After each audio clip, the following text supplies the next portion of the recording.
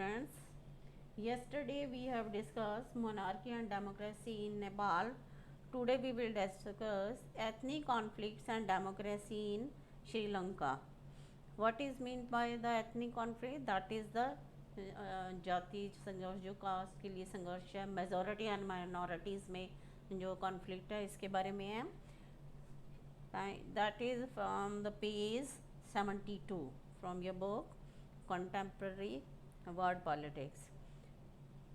Sri Lanka has retained democracy since its independence in 1948 and it faced a serious challenges. कि श्रीलंका जो थी उसने democracy को अपने को रिटेन मीन्स बनाए रखा आफ्टर द इंडिपेंडेंस 1948 के बाद जो उनकी इंडिपेंडेंस थी, but there was a very serious challenges before the Sri Lankan government, because that was not from the military or the monarchy but rather than of the ethnic conflict. ये जो है किसी भी मिलिट्री की या monarchy की वजह से नहीं थे, but there is the ethnic conflict that demand for a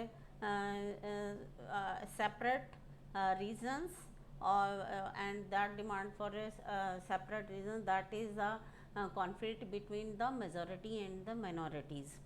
After its independence, politics in Sri Lanka was dominated by forces that represent the interest of the majority Sinhala community. There were two community, one is the Sinhala community and second one is the Tamil communities, and Sinhala's communities were in a majority and Tamils were in the minorities.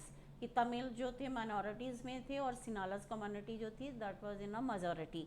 इसलिए सारे जितने भी all the decision were taken in the favour of the Sinhala communities, कि जितने भी डिसीजन लिए जाते थे that were taken in the favour of the Sinhala communities. And about 18% of Sri Lankan population consist of Sri Lankan Tamils, as that's the origin of India's origins की. And mostly the large number of Tamils who had migrated from India to Sri Lanka, ज़्यादातर जो थे वो Sri Lanka from India से आए थे Tamils and settle there, और वहीं पर वो सेटल हो गए. And the migration, even the migration continue in after the independence, कि ये माइग्रेशन जो थी वो इंडिपेंडेंस के बाद भी एज इट इज़ रही. और सिनाला नेशनलिस्ट जो थे वो ये उनका ये विश्वास था, thought that Sri Lanka should not give concessions to the Tamils because Sri Lanka belongs to the Sinhala peoples only. कि जितने भी श्रीलंकन नेशनलिस्ट थे वो ये चाहते थे कि जितनी भी जो हमारी गवर्नमेंट है वो हमारे जो श्रीलंका में तमिल्स को कोई भी कंसेशंस नहीं दिया जाए, क्योंकि जो यहाँ का जो तमिल है Sri Lanka that belongs to the Sinhala peoples, की तमिल जो है को यहाँ पर कोई भी कंसेशन नहीं दिए जाए. और मोस्टली जो है Sri Lanka that is belong to the Sinhala communities. And ये जो निगलेक्ट था, and this neglect of Tamil concerns to led to the militant Tamil nationalism, की तमिल नेशनलिज्म की एक उनके एक इसको देखते हुए इनके अंदर एक भावना जागृत हुई अपने एक अलग सेपरेट एक रीजन बनाने के लिए. और उसमें जो है from 1983 on the onward the militant organization that is the name of the liberation tiger of Tamil. ये जो था LTE liberation tigers of Tamil arms has been fighting an armed struggle with the army of Sri Lanka and demanding the Tamil or a separate country for the Tamils of the Sri Lanka. कि इसमें जो था एक उन्होंने अपनी एक militant organisation बनाई जिसका कि वो उसका नाम था लिबरेशन टाइगर ऑफ तमिलनाडु. और इसको जो था उन्होंने किसके लिए फाइट कर रहे थे, with the they struggles with the arm struggles with the army of Sri Lanka, कि श्रीलंका के साथ उनका स्ट्रगल हो रहा था.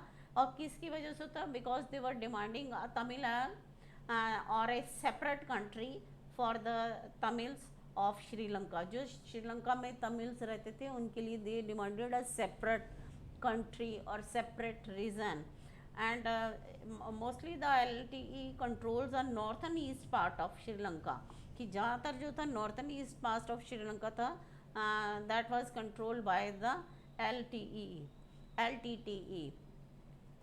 The Sri Lankan problems involve people of Indian years, yeah, origins, and there is considerable pressures from Tamil people in India to effect that the Indian government should protect the interest of Tamil in Sri Lanka.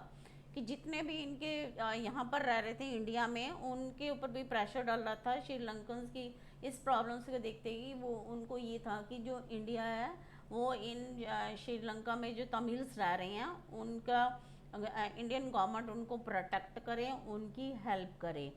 And in but in 1987 the government of India for the first time got directly involved in the Sri Lankan Tamil questions. uh, India signed an accord with Sri Lanka and sent troops to stabilize relations with Sri Lanka's government and the Tamils. कि first time इन 1987 में जो India थी उसने जो था इनकी Indian government जो थी उन्होंने इसके साथ श्रीलंकन तमिल्स के क्वेश्चंस के ऊपर जो है उन्होंने इसमें एक अकॉर्ड विद साइन किया।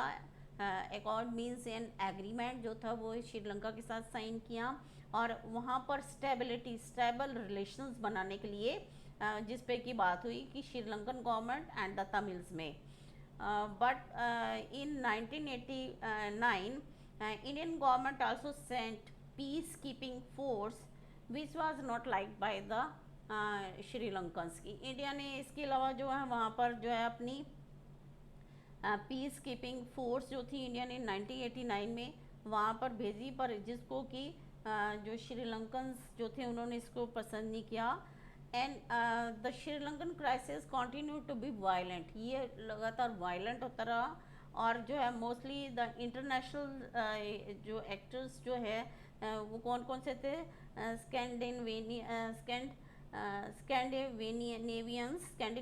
जो थे, स्कैंडिनेविया जो था countries such as Scandinavia countries. Scandinavians country कौन सी थी, that is belong to the Norway, Denmark and Sweden. These are the countries, and it also includes the Finland and Iceland also included in this, and these countries try to negotiate with the warring groups। warring groups कौन से थे, जो कि ये जो है militant थे जो लड़ाई कर रहे थे, युद्ध में थे, वो उनके साथ नेगोशिएट करने की कोशिश की।